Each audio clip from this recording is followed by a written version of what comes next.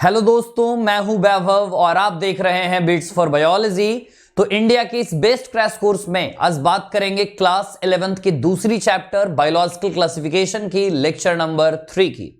Lecture number 1 में हमने classification system देखा था और मोनरा देखा था। लेक्चर नंबर 2 में प्रोटिस्टा को देखा था हमने, और लेक्चर नंबर 3 आज हम लोग बात करेंगे किंगडम फंजाई के बारे में, जहां से ये तो श्योर है कि एक क्वेश्चन तो आना तय है।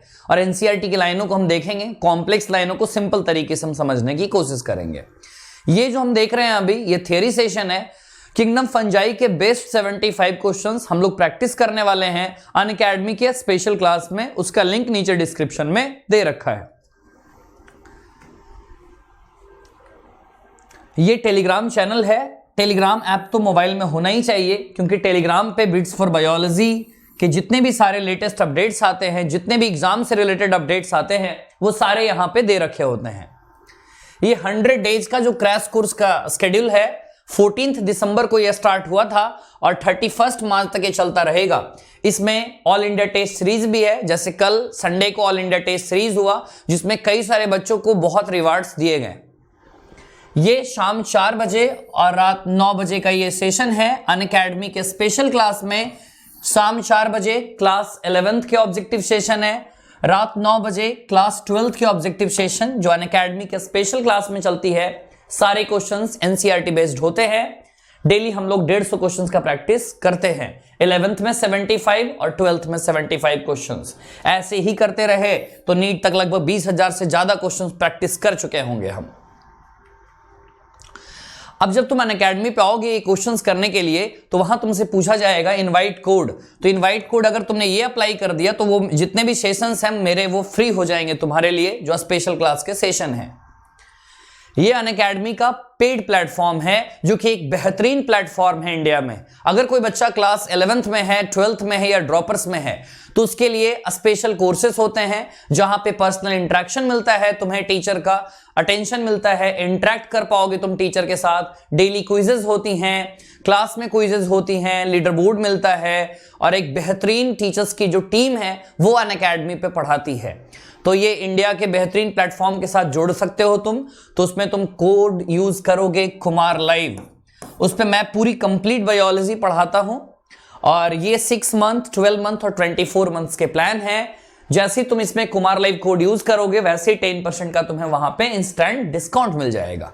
ये अनअकैडमी का प्लस प्लेटफॉर्म है, और ये अनअकैडमी का आइकनिक प्लेटफॉर्म है। आइकनिक जो एक, अगर तुम्हें बिल्कुल एक स्पेसिफिक चाहिए गाइडेंस, और उसमें तुम्हें लर्निंग करनी है, उसमें तुम्हें पढ़ाई करनी है, जो कई बच्चे चाहते हैं। क्योंकि 10% ही वैसे बच्चे होते हैं जो खुद से सारे काम कर लेते हैं, लेकिन 90% से ज्यादा स्टूडेंट जो होते हैं वो खुद से सारा काम नहीं कर पाते। खुद से अपना जो टाइम कैसे उनको करना चाहिए डिवाइड, वो नहीं कर पाते। तो तुम अच्छे टॉपर्स की गाइडेंस में रह सकते हो, वो तुम्हें गाइड करेंगे कैसे क्या करना है। तो अनअकैडमी का आइकनिक प्लेटफॉर्म है। इसके 6 मंथ, 12 मंथ और 24 मंथ्स के प्लान यहां पे हैं। ये देख सकते हो प्लान, ओके। और नो कॉस्ट ईएमआई, 0% ईएमआई है, जिसपे तुम ये सब्सक्रिप्शन ले सकते हो। आज बात करेंगे बायोलॉजिकल क्लासिफिकेशन के किंगडम फंजाई का। स्टार्ट करते हैं फिर। सबसे पहली बात, फंजाई के स्टडी को हम माइकोलॉजी कहते हैं, और एल्गी के स्टडी को हम फाइकोलॉजी का नाम देते हैं। ये सिंपल सी दो बातें हैं, माइकोलॉजी और फाइकोलॉजी, ये दोनों नाम याद होने चाहिए। फंजाई की बात करें, एनसीईआरटी लिखती है ये यूनिक किंगडम है, क्योंकि इसमें सिर्फ और सिर्फ हेटेरोट्रॉप्स ही आते हैं। कोई ऐसा मेंबर नहीं फंजाई का जिसमें हमें ऑटोट्रॉप्स मिल जाए। चाहे वो फाइकोमाइसिटीज की बात हो, एस्कोमाइसिटीज की बात हो, या बेसिडियो की बात हो, या ड्यूटेरोमाइसिटीज की बात हो, कहीं हमें ऑटोट्रॉफिक मेंबर मिलेगा ही नहीं। आगे, डायवर्सिटी गजब की है। जितनी डायवर्सिटी इस दुनिया में एंजियोस्पर्म्स की है, उससे कहीं ना कहीं वैसे ही इक्वल या उससे ज्यादा डायवर्सिटी फंजाई की होती है। जब जब डायवर्सिटी के क्वेश्चंस एग्जाम में आए हैं और फंजाई ऑप्शन में है, तो मैक्सिमम डायवर्सिटी में आंसर फंजाई करेंगे। डायवर्सिटी गजब की, किसमें डायवर्सिटी? मॉर्फोलॉजी में। जब बाहर से देखोगे अलग अलग तरीके में दिखेंगे तुम्हें, ये अलग अलग हैबिटेट में रहते हैं। कोई एक्वाटिक है तो कोई नमी वाले जगह में रह रहा है, कोई ह्यूमिड वाले जगह में रह रहा है, अलग ही कंडीशन में ये रहते हैं। तुमने मॉइस्ट ब्रेड को देखा होगा, है ना। रॉटन फ्रूट्स को देखा होगा, कई बार तुमने देखा होगा ब्रेड सड़ जाता है, उसके ऊपर कई सारे फंगस आ जाते हैं, वही है वो। फ्रूट्स देखा होगा तुमने सड़ जाते हैं ना। कॉमन मशरूम जो हम खाते हैं, टूडस्टूल ये खाते नहीं हैं हम। टोडस्टूल जो होता है ये पॉइजनस होता है, गोबर वगैरह पे ये उगने वाला ज्यादातर होता है और बहुत ही पॉइजनस है। पूछा जाए तुमसे वर्ल्ड पॉइजनस मशरूम का नाम, एमेनिटा मस्कैरिया, 2014 में नीट में आया हुआ क्वेश्चन है। अमेनिटा मस्कैरिया ये वर्ल्ड मोस्ट पॉइजनस फंजाई होता है। इसके खाने के बाद हॉलोसिनोजेनिक प्रॉपर्टी आती है, पूरी तरह से मति भ्रम हो जाता है। आगे, व्हाइट स्पॉट्स कई सारे बीमारियों के सिम्टम्स है जो प्लांट में होती है, और उसमें जब पत्ते देखोगे मस्टर्ड के तो पत्तों पे व्हाइट स्पॉट धब्बे देखने को मिलते हैं तुम्हें। White spot seen on mustard leaves are due to parasitic fungus. इसकी भी बात करेंगे कैसी ये चीज, किसमें कौन से फंजाई में आएगा। फंजाई तो सारे मल्टी सेलुलर होते हैं, जितने भी फंजाई हैं, बस एक को छोड़कर। नाम क्या? ईस्ट। ये नाम बहुत ही इंपॉर्टेंट है, ईस्ट। ईस्ट का पहले तो साइंटिफिक नेम याद रखेंगे, सैक्रोमाइसेस सेरिवेसी। क्लास 12th में कई बार जिक्र आया है माइक्रोब्स इन ह्यूमन वेलफेयर में। आगे, ईस्ट का काम क्या होता है? ब्रेड बनाने में और बियर बनाने में।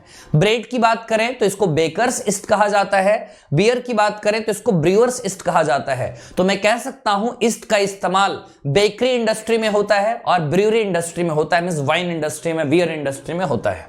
आगे, कुछ ऐसे फंजाई हैं जो प्लांट और एनिमल में भी डिजीजेस काउज करते हैं। जैसे अगर मैं बात बताऊं तुम्हें वीट के बारे में, तो वीट में एक rust causing Puccinia, rust fungus इसको कहा जाता है, पक्सीनिया लग जाता है जो पूरे गेहूं जो फसल है हमारा उसे बर्बाद कर देता है। आगे, some are the source of antibiotics. कई सारे ऐसे फंजाई हैं जिनसे एंटीबायोटिक तैयार किए जाते हैं। जो पहला इस दुनिया का एंटीबायोटिक था वो पेनिसिलिन जो बनाया गया था वो पेनिसिलियम नोटाटम से बनाया गया था। वो भी एक टाइप का फंगस था जो कि एक बाई चांस डिस्कवरी थी अलेक्जेंडर फ्लेमिंग की। काम कर रहे थे स्टेफिलोकोकस बैक्टीरिया पे, लेकिन काम से कुछ दिन के बाद, उगने के बाद 2-3 दिन छोड़ देने के बाद वहां पे फंगस का ग्रोथ होता है जिसका नाम होता है पेनिसिलियम नोटाटम, और उससे ही फंगस बनाई जाती है, लेकिन उससे एंटीबायोटिक बनाई जाती है। लेकिन आज पेनिसिलियम नोटाटम का इतना यूज नहीं होता एंटीबायोटिक बनाने में। आज बहुत सारे बैक्टीरिया हम एंटीबायोटिक एक्सट्रैक्ट करते हैं, जो किंगडम मोनरा में देखा है हमने। फंजाई आर कॉस्मोपॉलिटन, मींस पूरी दुनिया में पाए जाते हैं। ये कहां है? ये हवाओं में भी हैं, स्पोर्स उड़ते रहते हैं इनके, पानी में तो है ही, एक्वेटिक हैबिटेट है इनका, बाकी मिट्टी में भी हैं। तभी तो मिट्टी में चलते हैं नंगे पांव तो पैर में जो फंगल डिजीज हो जाती है, तो ये यहाँ पे सॉइल है, और बाकी एनिमल्स और प्लांट्स में भी डिजीज काउज करते हैं ये। इसके बाद कहां रहना पसंद करते हैं ये? वार्म और ह्यूमिड जगह पे रहना पसंद करते, मींस नरम और गर्म जगह पे रहना पसंद करते हैं फंजाई। कभी भी तुमने रेफ्रिजरेटर में फंगस को ग्रो करते नहीं देखा होगा, इसलिए तो हम कहां रखते हैं खानों को? रेफ्रिजरेटर में रखते हैं हम खानों को, फ्रीज में रखा करते हैं हम खानों को, ताकि वहां पे बैक्टीरिया और फंगल का कोई ग्रोथ वहां पे नहीं होता। बैक्टीरियल फंगल इंफेक्शन से बचते हैं हम वहां पे। ईस्ट की बात छोड़ दें अगर, ईस्ट क्योंकि यूनिसेलुलर होता है, जितने भी फंजाई हैं वो फिलामेंटस होते हैं। फिलामेंटस कहने का मतलब, इसको मैं फिलामेंटस बोल सकता हूं। इनकी जो बॉडीज होती हैं काफी लंबे लंबे पतले पतले थ्रेड लाइक स्ट्रक्चर्स होते हैं, जिन्हें हम हाइफी कहते हैं। कुछ टर्म्स जो हमें यहां कंफ्यूज करते हैं, सबसे पहले हम टर्म समझेंगे हाइफा, फिर हाइफी, फिर माइसीलियम। समझना यहां पे बात, ये नेटवर्क है पूरा का पूरा, पूरे नेटवर्क को हम माइसीलियम का नाम देते हैं। मैंने यहां से जो सिंगल फिलामेंट देख रहे हो, मैंने इसको नाम दिया हाइफा, क्योंकि एक को पूरे को मिलाकर मैंने यहां पे नाम दिया हाइफा। ऐसे ही यहां पे भी है, तो एक और एक 2 बन गए, इसको नाम दिया जाएगा हाइफी। पूरे नेटवर्क को नाम देना है, नाम होगा माइसीलियम। ये मैंने एक बॉडी स्ट्रक्चर बनाया है कि कैसे बॉडी स्ट्रक्चर उनका होता है। आगे कुछ हाइफी की बात करें तो वो कॉन्टिन्यूअस होते हैं। कॉन्टिन्यूअस कहने का मतलब इनमें बीच में कोई दीवारें नहीं होंगी, इनमें बीच में कोई दीवारें नहीं होंगी। जैसे इसमें देखो, बीच में तुम्हें कई सारी दीवारें दिखाई दे रही होंगी। तो अगर बात करें कॉन्टिन्यूअस होती हैं तो इसको मैं बोल सकता हूं कॉन्टिन्यूअस। इसमें कई सारे न्यूक्लियस भरे होते हैं, इसलिए एनसीईआरटी लिखती है मल्टी न्यूक्लिएटेड साइटोप्लाज्म, या इसको अच्छे से कहें तो सिनोसाइटिक हाइफी कहा जाता है। इसमें अगर है तो मैं इसको बोलूंगा यूनिन्यूक्लिएटेड, अगर एक में ही पूरा का पूरा भरा है, दीवारें नहीं हैं इसमें, तो हम इनको बोलेंगे सिनोसाइटिक हाइफी बोला जाता है इसको। सिनोसाइटिक टर्म वही यूज करते हैं जहां पर भर भर कर न्यूक्लियस मौजूद होता है। मैं कोकोनट के भी केस में सिनोसाइटिक टर्म का यूज कर सकता हूं, एनिमल के केस में मुझे सिंक्सीशियम वर्ड का यूज करना चाहिए। सिंक्सीशियम बोले तो SYNCTIUM, ये सिंक्सीशियम वर्ड का यूज होता है एनिमल के केस में, और प्लांट और फंगस के केस में सिनोसाइटिक वर्ड का ही यूज होता है। आगे चलें।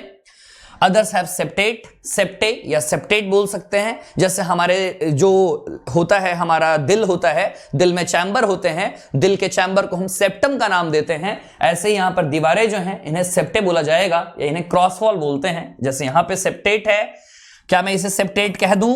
क्या मैं इसे ए सेप्टेट कह दूं? क्योंकि बायो में ए टर्म का वही यूज होता है जहां पे कोई चीज एब्सेंट होती है। आगे जो फंगस की जो सेल वॉल है तो बहुत ही पॉपुलर है। फंगस की सेल वॉल काइटिन की बनी होती है, और काइटिन के साथ साथ पॉलीसेकेराइड भी होते हैं। ये चीज सिंपल सी है, ध्यान रखनी है बात। Chitin and polysaccharide very very important. आगे ज्यादातर फंगस की बात करें तो वे हेट्रोट्रॉफिक नेचर के होते हैं। हो भी क्यों ना, क्लोरोप्लास्ट तो है ही नहीं। मोस्ट फंगस आर हेट्रोट्रॉफिक, और वो क्या करते हैं? एब्जॉर्प्टिव नेचर के होते हैं, तो चीजों को एब्जॉर्ब करने का काम करते हैं। जैसे मानकर चलते हैं किसी की मृत्यु होती है, कोई मौत हो जाता है जंगल में, मानकर चलते हैं कुत्ते की मौत हो गई या किसी जानवर की मौत हो गई, वहां पे वो धीरे धीरे डिकम्पोजिशन में जाएगा। डिकम्पोज आखिर करते कौन है? बैक्टीरिया और फंगस। पहले वहां पे अपना एंजाइम्स का सिक्रेशन करेंगे, और उसके बाद वो चीज डिकम्पोज कर जाएगा धीरे धीरे, फिर उसको खाने का ये काम करते हैं। खाते कैसे हैं? एब्जॉर्ब करते हैं उसको, एब्जॉर्प्टिव नेचर के होते हैं। तो एब्जॉर्ब सॉल्युबल ऑर्गेनिक मैटर, क्योंकि उस जो मौत हुई है उसके अंदर ऑर्गेनिक मैटर तो होगा ही, और इसलिए इन्हें क्या बोला जाता है? सैप्रोफाइट्स। अभी बात समझना, सैप्रोफाइट्स टर्म हम मेनली प्लांट के लिए यूज करते हैं, और अगर सैप्रोजोइक यूज करना है तो एनिमल्स के लिए यूज करते हैं। ओके, ये एक बात क्लियर रखनी है यहां पे, क्योंकि सैप्रो का मतलब होता है सड़ा गला, डेड एंड डिकेड, और फाइट्स का मतलब होता है plant. Those that depend on living plants पे जो डिपेंड करें, लिविंग एनिमल्स पे जो डिपेंड करें, उन्हें पैरासाइट बोलते हैं। बचपन से पढ़ते आ रहे हैं हम। अब यहां पर कुछ खास बात है, सिम्बायोटिक रिलेशनशिप। सिम्बायोटिक रिलेशनशिप होता है कि मुझे तुमसे फायदा है और तुम्हें भी मुझसे फायदा है, दोनों के एक दूसरे से फायदा है, ये होता है सिम्बायोटिक रिलेशनशिप, या ये होता है म्यूचुअलिज्म कहते हैं इसे। They can also live as symbionts. कैसे? एल्गी और फंजाई के रिश्ते को हम लाइकेन कहते हैं, और वैसे ही फंजाई बड़े बड़े प्लांट्स के साथ, मैं नाम लेना चाहूंगा यहां पे पाइनस का, पाइनस के रूट्स के साथ फंजाई के रिश्ते अच्छे होते हैं। फंगस यहां पे बोलता है मैं तुम्हारे लिए वाटर रीअब्सॉर्ब कर दूंगा, मैं तुम्हारे लिए मिनरल रीअब्सॉर्ब कर दूंगा, तुम बना बनाया खाना मुझे दे देना, क्योंकि मेरे में क्लोरोप्लास्ट है नहीं, मैं फोटोसिंथेसिस कर नहीं पाऊंगा क्योंकि मैं हेट्रोट्रॉफ नेचर का हूं। तो पाइनस और फंजाई के रिश्ते ऐसे चल रहे हैं, और ऐसे ही फंगस और एल्गी के भी रिश्ते यहां पे चल रहे हैं। दोनों ने एक दूसरे से वादा किया है कि एक दूसरे का साथ कभी नहीं छोड़ेंगे। दोनों ने एक दूसरे को वादा किया है तू ही तू है, और यहां कंडीशन नहीं होता तू नहीं तो कोई और सही, वो अलग केस है ना।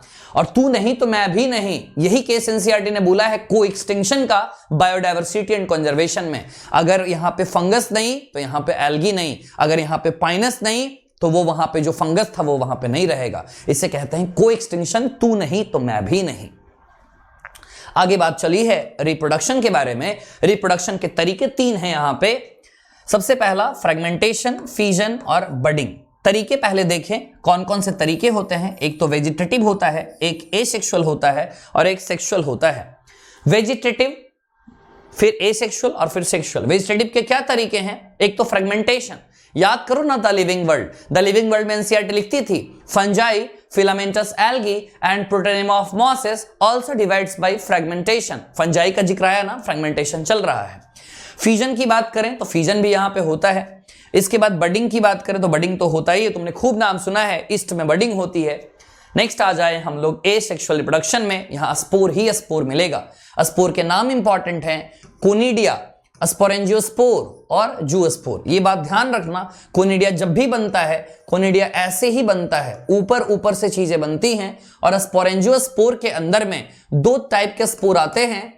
एक तो ए प्लानोस्पोर आता है, और एक यहां पे जूस्पोर आता है, जूस्पोर जो कि मोटाइल नेचर का होता है, और ए प्लानोस्पोर जो होता है वो नॉन मोटाइल नेचर का होता है।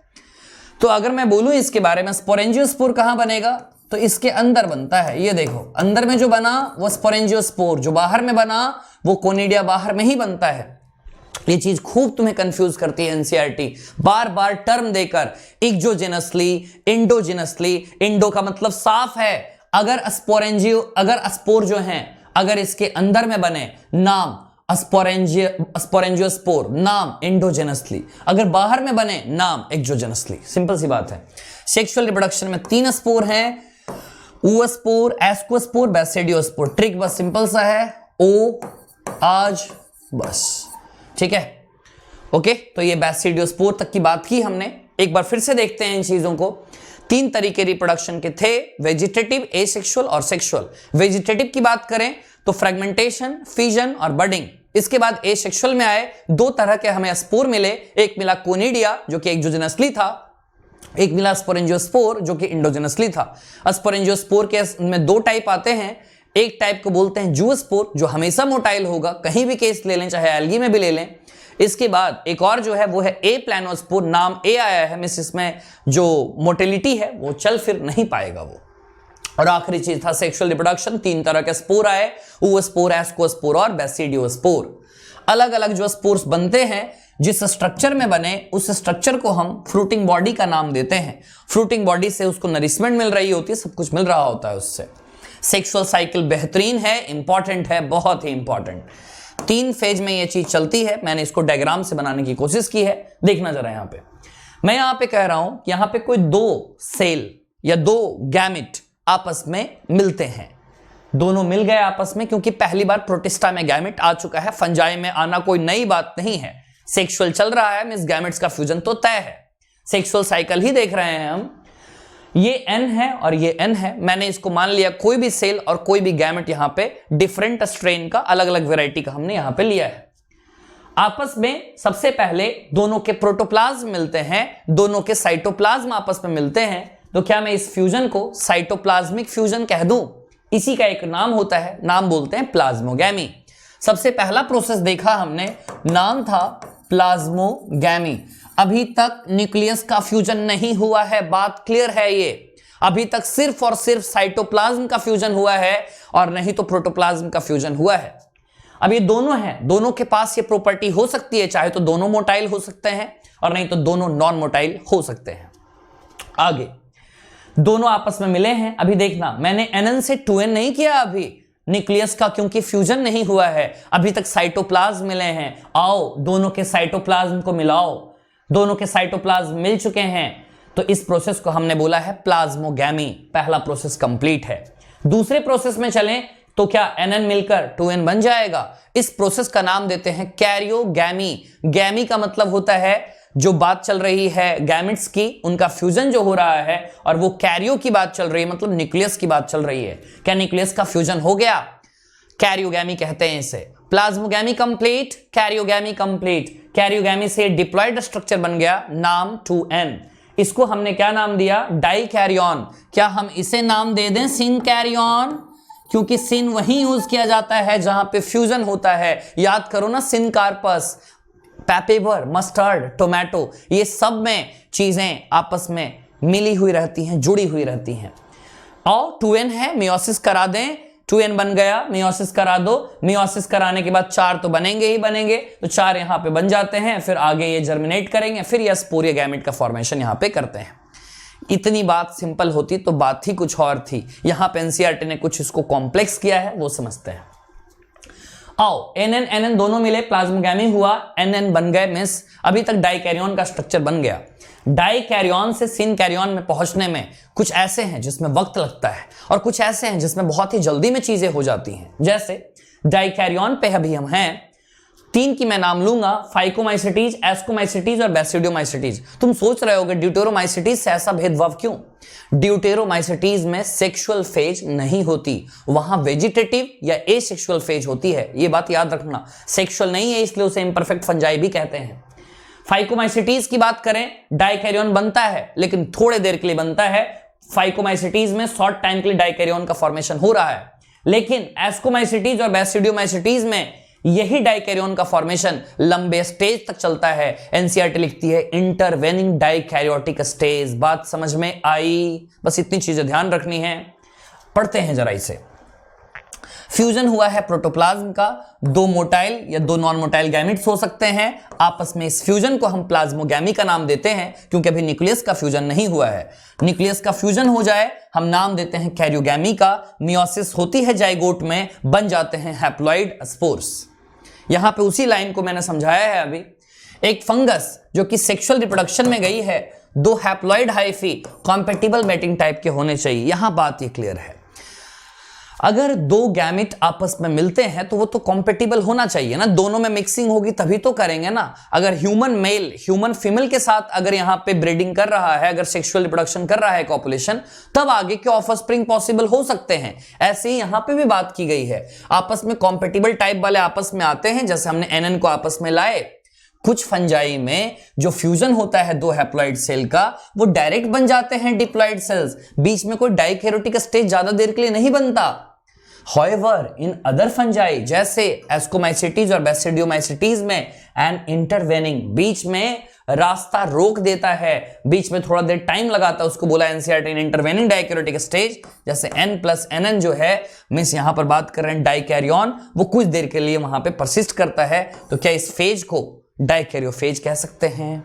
आगे बढ़ते हैं तो सिंपल सी बात है, आगे डिप्लॉइड स्ट्रक्चर बन जाता है। रिडक्शन डिवीजन का मतलब मियोसिस होता है, घबराने की बात नहीं है। और यहीं पे इक्वेशनल डिवीजन होता तो माइटोसिस बोलते। आगे हैप्लॉइड स्पोर 4 बन ही चुके हैं, फिर वो आगे जर्मिनेट करेंगे। मुझे लगता है ये कॉम्प्लेक्स पैराग्राफ एनसीईआरटी की समझ में आई होगी।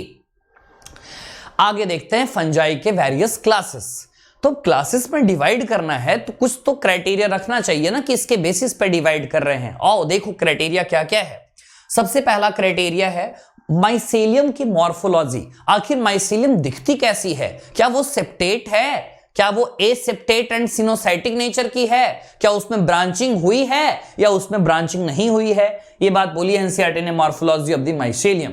आगे mode of spore formation, spore के फॉर्मेशन के तरीके तो बताओ।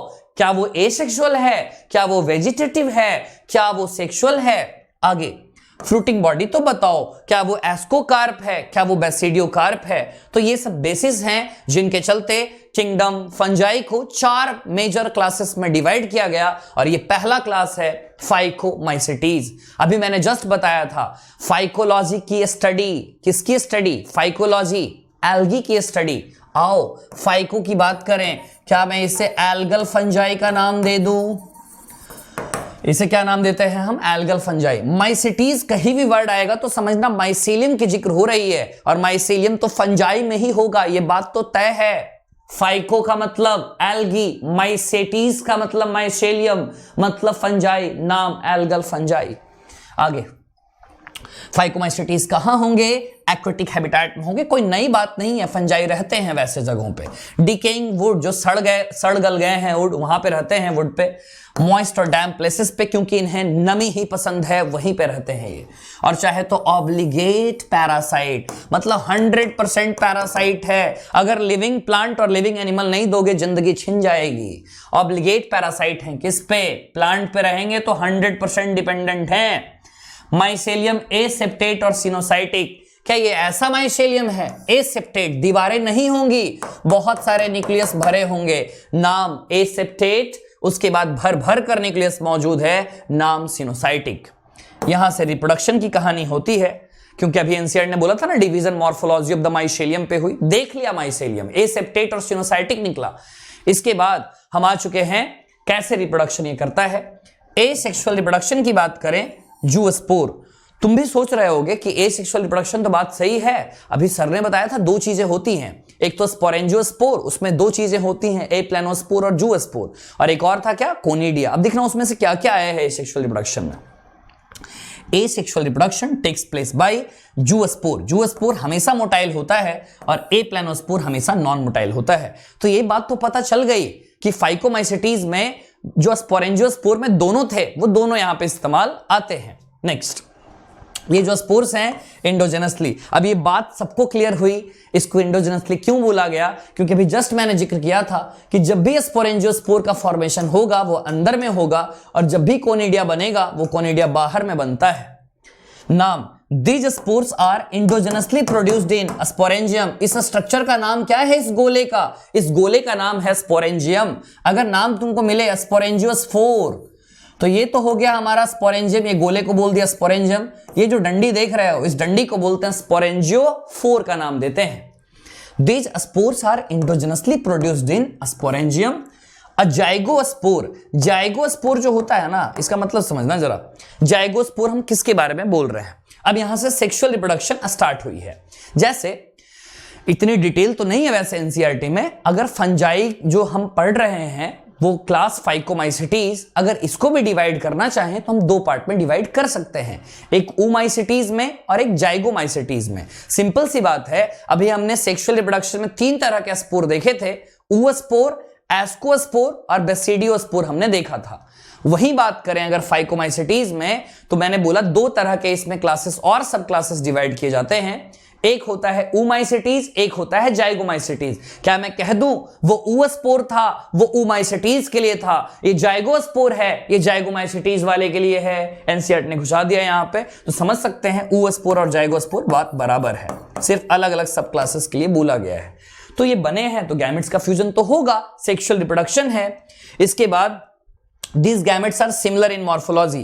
अगर 2 गैमेट आपस में देखने में लगभग सेम मिले, जैसे ये आपस में दोनों सेम है ना, तो क्या हम इन्हें आइसोगैमेट्स कह सकते हैं? तो इसलिए इनको क्या बोला जाता है? आइसोगैमस। अब मानकर चलो ऐसा होता, जैसे मानकर चलो फीमेल का ये ओवम है और ये मेल का स्पर्म है, क्या मैं दोनों को कह दूं हेट्रोगैमेट्स?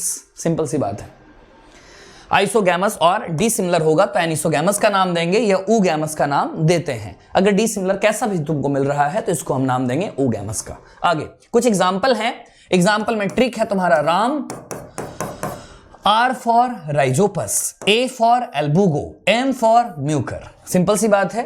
राइजोपस की बात करें, हम इन्हें ब्रेड मॉल्ट का नाम देते हैं। ब्रेड में जो लगती है फंगस वो यही होती है। इसके अलावा एल्बुगो की बात करें तो अभी जो बात कर रहे थे कि व्हाइट स्पॉट हो जाता है मस्टर्ड पे, वो एल्बुगो कैंडिडा के ही कारण होता है। 3 एग्जाम्पल हैं, राइजोपस, एल्बुगो और मस्टर्ड। सिंपल सा ध्यान रखना है ये चीज, ठीक है। राइजोपस, एल्बुगो और म्यूकर, भाई राइजोपस, एल्बुगो और म्यूकर। आगे चलो, एस्कोमाइसिटीज नाम बोलते हैं हम इन्हें, सैक फंजाई का नाम बोलते हैं। एक थैले जैसा स्ट्रक्चर होता है और उसमें स्पोर्स का फॉर्मेशन होता है। एस्कोमाइसिटीज की अगर बात करें तो एस्कोमाइसिटीज के लिए क्या सैक फंजाई कह दें? सैक फंजाई कहा जाता है इसको। मल्टीसेलर होते हैं ज्यादातर, जैसे पेनिसिलियम, और यूनिसेलर जो ईस्ट था ना वो इसी का मेंबर है।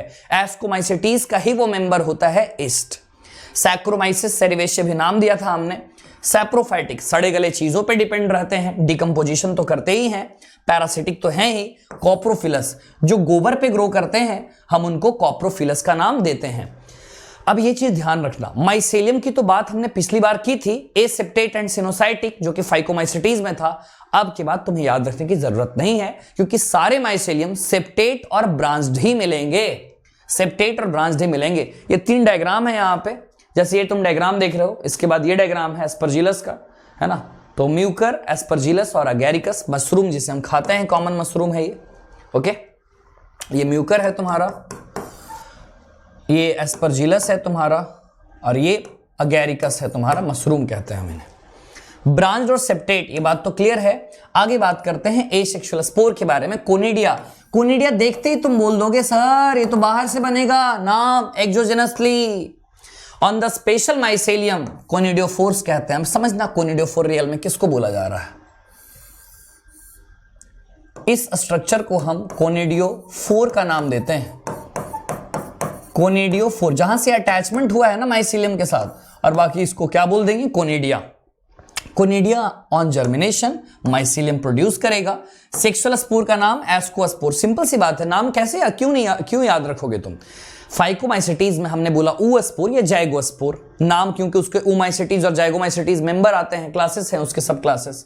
यहां पे एस्कोमाइसिटीज पढ़ रहे हैं तो एस्कोस्पोर बोल देना चाहिए ना। एस्कोस्पोर यहां पे बनते हैं। एस्कोस्पोर कहां बनेंगे भाई? इंडोजेनसली बनेंगे, अंदर थैले में बनेंगे। तो सिंपल सी बात है, कोई भी सेक्सुअल रिप्रोडक्शन का अगर स्पोर है तो वो अंदर ही बनेगा जनरली। तो एक जो इंडोजेनसली इन सैक, ठीक है, उसमें आराम से ये चीज बन जाता है। तो फ्रूटिंग बॉडी के लिए लास्ट में कार्प लगा देते हैं, जैसे एस्कोकार्प। ऐसी बेसिडियोमाइसिटीज में बेसिडियोकार्प, फ्रूटिंग बॉडी वो स्ट्रक्चर जिसके अंदर में वो स्पोर बनते हैं, उसी को बोला जाता है। एग्जांपल्स बेहतरीन है, एस्परजिलस, क्लेविसेप्स, न्यूरोस्पोरा। न्यूरोस्पोरा का तो बड़ा ही काम आता है जेनेटिक्स में और बायोकेमिकल वर्क में काफी ज्यादा इस्तेमाल किया जाता है। ये मॉरेल्स और ट्रफल्स को हम खाते हैं, एडिबल है ये और डिलीशियस ये चीज होती है। तो मॉरेल्स और ट्रफल्स एडिबल हैं, याद रखना। पुराने एनसीईआरटी में यहां पे बफल्स लिखा हुआ था जो कि गलत था। बेसिडियोमाइसिटीज, इसके कई सारे नाम हैं। कॉमन मेंबर्स तो हम मशरूम के बारे में जानते ही हैं, ब्रैकेट फंजाई भी बोलते हैं, पफ वॉल्स भी बोलते हैं। कहां उगते हैं ये? मिट्टी में ग्रो करते हैं। काम की बात, लॉग और स्टंप। कोई पेड़ है, पेड़ का जो ऊपर का हिस्सा है हम उसे लॉग कहते हैं और इसके नीचे का जो हिस्सा है हम उसे स्टंप कहते हैं। तो दोनों जगह पे ग्रो करते हैं ये। लिविंग प्लांट बॉडी में भी पैरासाइट के तौर पे रहते हैं। ये बहुत ही इंपॉर्टेंट चीज है। रस्ट और स्मर्ट थोड़ी देर में आएगा। अभी माइसेलियम तो कह दो ना, ब्रांच्ड और सेप्टेट, अब सोचने की बात है क्या? यहां पर ये बात खास है कि यहां पर एसेक्सुअल स्पोर देखने को नहीं मिलते। ये बात बिल्कुल इंपॉर्टेंट है कि एसेक्सुअल स्पोर यहां पे नहीं होते, लेकिन वेजिटेटिव रिप्रोडक्शन तो होगा ही, फ्रेगमेंटेशन तो चलेगा ही, सेक्स ऑर्गन्स भी यहां पे नहीं होते। मींस एसेक्सुअल स्पोर भी नहीं है यहां पे और सेक्स ऑर्गन्स भी यहां पे नहीं होते। तो बात आती है प्लाज्मोगैमी जो है वो दो वेजिटेटिव या दो सोमैटिक सेल्स का आपस में जो डिफरेंट स्ट्रेन के होते हैं। डिफरेंट स्ट्रेन समझो जरा, मानकर चलो कि दो गैमेट्स का फ्यूजन होना है, ये मानकर चलो पॉजिटिव स्ट्रेन है तो ये निगेटिव स्ट्रेन है, दोनों अलग अलग होंगे जीनोटाइप्स के, और उसको क्या बोल देंगे? डाइकैरियोटिक। सिंपल सी बात है। अब तुम्हें समझ में आ रही होगी कि वो डाइकैरियन स्ट्रक्चर जो ज्यादा देर के लिए बना था ना, उसके लिए एनसीईआरटी लाइन लिख रही है, which ultimately gives rise to basidium. ऐसे ऐसे कई सारे स्ट्रक्चर बन जाते हैं यहां पे, ऐसे ऐसे कई सारे स्ट्रक्चर बन जाते हैं। तो इसको नाम क्या देते हैं हम? बेसिडियम का नाम देते हैं। कैरियोगैमी चलेगा, चला दो, 2n बना दो, मियोसिस करा दो, 4 बना दो, और बेसिडिया 4 बेसिडियोस्पोर वहां पे मेनली बन जाते हैं। ये चीज ध्यान रखना। यहां पर कितने बेसिडियोस्पोर बनेंगे? 4। 1 2 3 4, 1 2 3 4। तो क्या मैं कह दूं, एक जो रहेगा उस पे 4 बेसिडियोस्पोर रहेंगे, मतलब एक बेसिडियम पे 4 बेसिडियोस्पोर रहेंगे। तो कह दूं एक पे 3 बेसिडियम रहते हैं तो 3 पे 4 बेसिडियोस्पोर रहेंगे, टोटल मिलाकर 12 बेसिडियोस्पोर यहां पे रहेंगे। तो ऐसे करके बोल सकते हैं हम कि 1 basidium equal to 4 basidiospore. Basidiospore आगे एक्सोजेनसली। बात क्लियर है? ऐसे ऐसे बन रहे हैं तो बाहर की तरफ ही तो बन रहे हैं, तो नाम क्या यूज करेंगे हम? एक्सोजेनसली। अगर तुम्हें एक्सोजेनसली और इंडोजेनसली का फंडा पूरी तरह क्लियर हो गया, कमेंट बॉक्स में लिखो। Basidia are arranged in fruiting body, नाम बेसिडियोकार्प होता है। एग्जाम्पल बस सिंपल सा याद रखना है। आज मुझे यूपी जाना है। कहां जाना है? UP. AG for agaricus, U for ustilago, P for puccinia. देखो यहां पे उस्टिलागो की बात करें इसको स्बट फंजाई बोलते हैं, पक्सीनिया की बात करें इसे हम रस्ट फंगस बोलते हैं। कई सारे फसल इसके चलते बर्बाद हो जाते हैं। ड्यूटेरोमाइसिटीज का नाम होता है इम्परफेक्ट फंजाई, थोड़ी देर पहले ही चर्चा में आई ये, क्योंकि इसके पास सेक्सुअल रिप्रोडक्शन नहीं होता। हमने जब डाइकैरियोटिक स्टेज की बात की थी उसमें हमने 3 नाम लिया था। फाइकोमाइसिटीज वक्त कम लगता था, एस्कोबैसिडियो वक्त ज्यादा लगता था। हमने उसमें ड्यूटेरो का जिक्र नहीं किया क्योंकि ड्यूटेरो में कभी भी वो साइकिल मिलती ही नहीं है। ड्यूटेरो में कभी भी हम oospore, एस्कोस्पोर, बेसिडियोस्पोर का नाम नहीं ले सकते। क्यों नहीं? क्योंकि कभी भी ड्यूटेरोस्पोर का नाम नहीं होता, क्योंकि यहां कोई सेक्सुअल साइकिल चलने वाली है नहीं। सेक्सुअल फेज आज तक देखा ही नहीं गया। यहां पर क्या देखा जाता है? एसेक्सुअल फेज देखते हैं, वेजिटेटिव फेज देखते हैं। अगर सेक्सुअल फेज आगे डिस्कवर होती है तो अलग क्लास में इसको रख देंगे जहां वो चीज मिलती जुलती है। तो सिंपल सा 2 ही चीज चलती हैं, एसेक्सुअल और वेजिटेटिव। अगर आगे वो डिस्कवर होती है, सेक्सुअल स्टेजेस अगर मिलते हैं, तो हम उसे प्लेस कहां करेंगे? एस्कोमाइसिटीज और बेसिडियोमाइसिटीज में प्लेस करेंगे, क्योंकि इसमें ही सेक्सुअली मेनली प्रेजेंट होता है। ड्यूटेरोमाइसिटीज है, कोनिडिया इसके पास एसेक्सुअल स्पोर है, याद रखना। माइसेलियम अब कहने की बात है ही नहीं, सेप्टेट और ब्रांच्ड मिलेगा। ज्यादातर इसके मेंबर सैप्रोफाइटिक हैं, पैरासिटिक हैं, और बहुत सारे जो हैं वो डिकम्पोजर ऑफ लीटर। बात समझ में नहीं आती है लीटर क्या होता है। 2 तरह की चीजें होती हैं, एक होता है लीटर, एक होता है डिट्राइटस। दोनों टर्म को समझो। एक टर्म है litre. Freshly fallen plant material को हम बोलते हैं लीटर। कोई भी ताजा ताजा जो है अभी गिरा ही है नीचे, मानकर चलो पेड़ से कोई भी पार्ट, वो फ्रूट हो सकता है, वो लीफ हो सकता है, वो स्टेम हो सकता है, अगर वो नीचे जमीन पर गिरता है तो उसको हम बोलते हैं लीटर। अगर उसके साथ साथ प्लांट का एक्सक्रेटा, प्लांट एनिमल का एक्सक्रेटा वगैरह मिल जाए तो हम उस टर्म को बोलते हैं डेट्राइटस। समझ गए? तो बस दोनों में यही डिफरेंस होता है। मिनरल साइक्लिंग में तो पार्टिसिपेट करते ही हैं क्योंकि डिकम्पोजिशन में हेल्प कर रहे हैं। एग्जाम्पल बस 3 है, कैट याद रखना, कॉलेटोट्रिकम, अल्टरनेरिया, ट्राइकोडर्मा। तुम बोलोगे सब तो याद हो ही गया, आओ फाइकोमाइसिटीज के एग्जाम्पल जल्दी से बताओ। ट्रिक, राम, राइजोपस, एल्बुगो और म्यूकर। एस्कोमाइसिटीज का कोई ट्रिक नहीं है, जो बचे डाल देना है इसमें।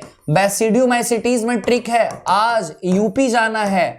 एगैरिकस, उस्टिलागो और पक्सीनिया, आज यूपी जाना है। किससे? तो बस से जाना है। नेक्स्ट बात आती है ड्यूटेरोमाइसिटीज, तो सिंपल सा एग्जांपल कैट है, जो बचे हुए हैं वो डाल देना आराम से, सिंपल सा उसमें। इसी के साथ हमारा किंगडम फंजाई कंप्लीट होता है। इसके बेहतरीन 75 क्वेश्चंस हम अनअकैडमी के स्पेशल क्लास में करने वाले हैं। बड़ा ही मजा आता है, डेली लाइव क्लास में हम करते हैं, उसमें रैंक भी तुम्हें पता चलती है, लीडर बोर्ड में रैंक दिखता है तुम्हें। ओके बच्चों, अगली क्लास में फिर आगे और बात करेंगे। मिलते हैं अनअकैडमी के स्पेशल क्लास में शाम 4 बजे, नीचे डिस्क्रिप्शन में लिंक दे रखा है। Bye bye, thank you. पढ़ो तो एक दीवाने की तरह, क्योंकि तुम्हें दुनिया का सबसे बेहतरीन डॉक्टर बनना है।